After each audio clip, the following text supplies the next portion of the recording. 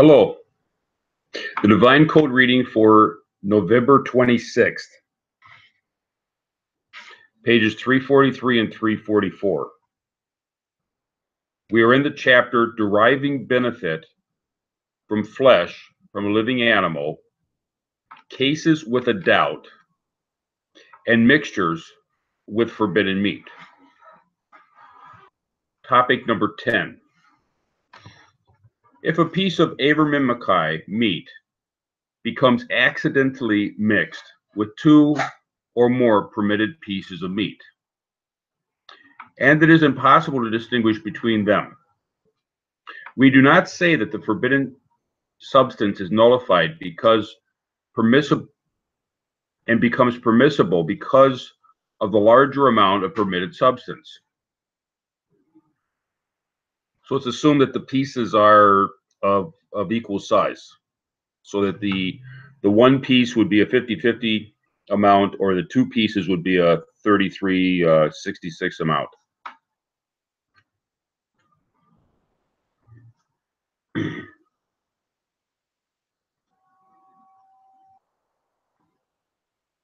It is still forbidden for one Gentile to consume the entire mixture. Khatim Sofer Yeridea, chapter 19.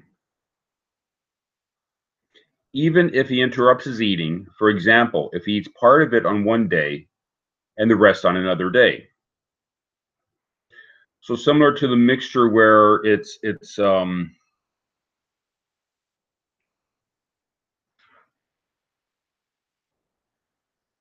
really meat, but rather it's fat in that got mixed in. It's still based upon the amount, and he's only allowed to eat up to the amount that is uncertain. The leniencies mentioned above apply only when the forbidden meat and the permitted meat were mixed together accidentally. It is forbidden to purposely create a mixture to enable the forbidden piece of meat to be permitted. So a person cannot on purpose mix the meat together. And with that in mind, it would be the leniency would be the idea that it's permissible to eat any of the meat because we're not sure which one is which. That's the permissibility. There's still a stringency involved because we're not allowed to consume the entire thing. Now, so there's no benefit to mixing the meat together for the individual. There might be, as we're going to see, for his friend. There's similar halakkas within the Jewish law regarding meat and milk being mixed together, also regarding not being allowed ahead of time to do something. Meat and milk cannot be mixed together ahead of time. However, after it's been mixed together, it's possible to make use of it if it's certain percentages and flavors involved. There are leniencies there too, after the fact. But before the fact, it's not allowed.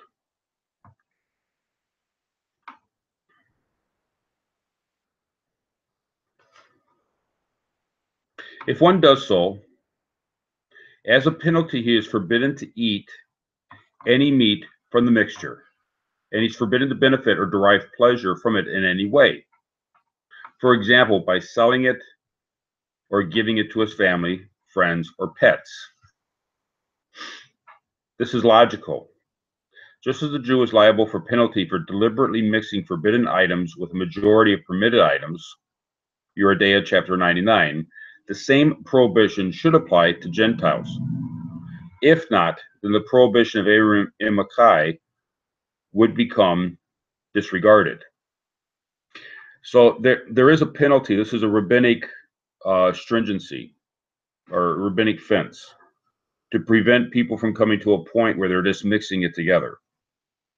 If non-Jews were permitted to just mix together the permitted and not permitted meat, and that way nullifying the not permitted meat, the forbidden meat, then we could just do that and use up all the forbidden meat, and we're not allowed to do that. So if we do it on purpose, then the mixture, we're not allowed to derive benefit from the mixture. And that's a rabbinic safety thing.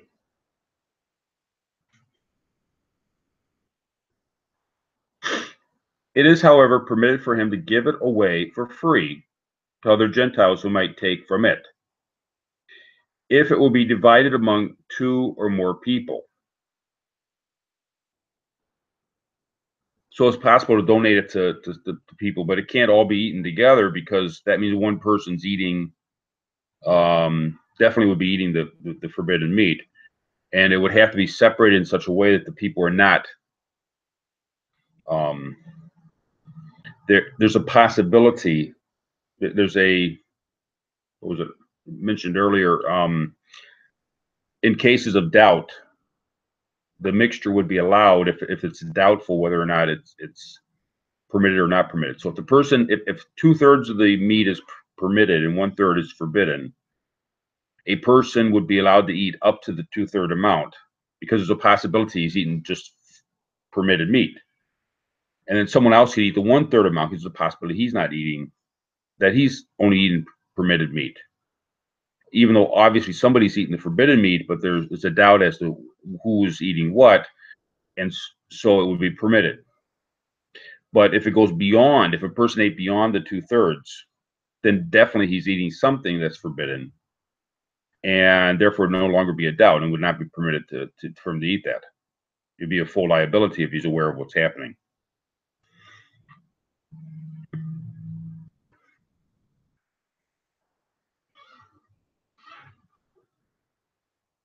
In this case, he must notify. So if he's donating it to other people, he must notify the Gentiles of the nature of the dish. At least one person eat the whole dish, which definitely would include the forbidden meat. So he's not allowed to, it's on the person that owns the meat, who's giving it away. It's on him. He has the responsibility of telling the other person that there's a certain percentage of forbidden meat, and the person can only eat up to that percentage. And then he can give it, the rest of it, to somebody else, and they can eat up to that percentage. As long as no one's going above the percentage of permitted meat in and of themselves, there's a case of doubt, and it's allowed.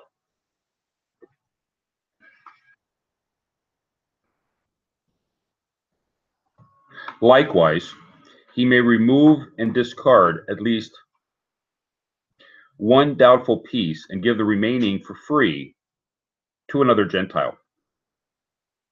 In this case, he does not have to notify the recipient that it might contain forbidden meat. So the person's embarrassed, or he's concerned that the recipient is not going to respect the prohibition against eating the limb of a living animal. So in either case, he doesn't want to have to inform the person of this, and doesn't want to have to, he wants to be careful for the sake of the other person or for his own reputation. So in order not to have to inform the person, he takes out the portion. If it's it's 2/3 permitted and 1/3 forbidden, he can take out the 1/3 just randomly, and that way there's a possibility that he's taken out the 1/3 that's forbidden, and there's a possibility, it's an area of doubt as to whether or not there's anything forbidden or within the mixture that he's giving to the person, and therefore he can give it to the person without a concern, without the necessity of informing the person.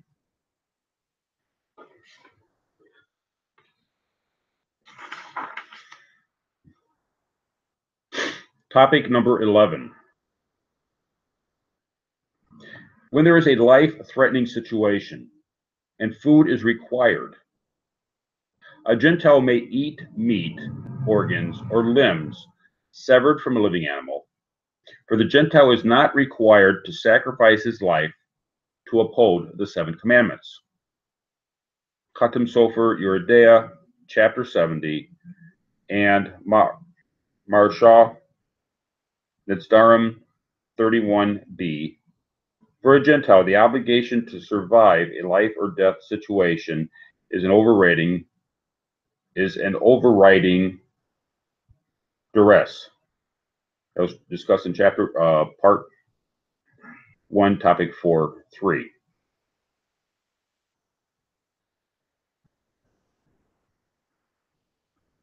So in most of the laws, a non-Jew is not required to sacrifice his life for the sake of the law.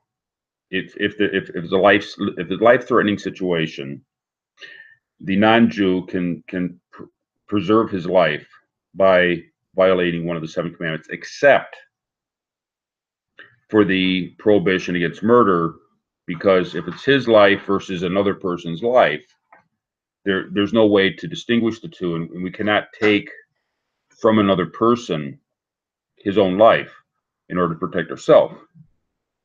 Under the rule that, one person's blood is not redder than the other. We can't say that the other person can lose his life so that the first person can live, except in the case of the pursuer. If a person is pursuing the other person, then it's possible to kill him to prevent, to save his own life. But in any other case, it's not permitted. In the case of murder, and murder will be discussed. That unit of the book on murder will start in another week or a week and a half from now, and we'll go into more detail about that. But other than murder, any of the other commandments, such as the prohibition against eating the limb of a living animal, it is permitted to do that in a life-threatening situation. So if they're stuck on a desert island and that's the only food available, then the person would be permitted to have that. Thank you.